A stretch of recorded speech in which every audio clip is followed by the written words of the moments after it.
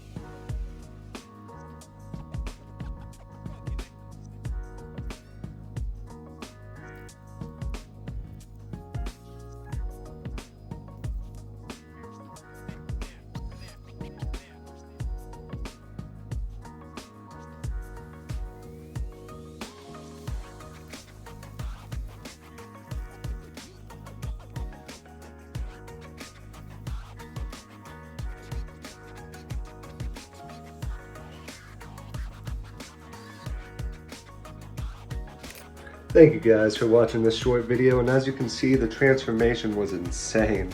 The total process of this interior took about 7 hours, so if you enjoyed this video and would like to see more, please be sure to like, comment, and subscribe. Until next time, this was JM Detailing, and I hope you have a wonderful day.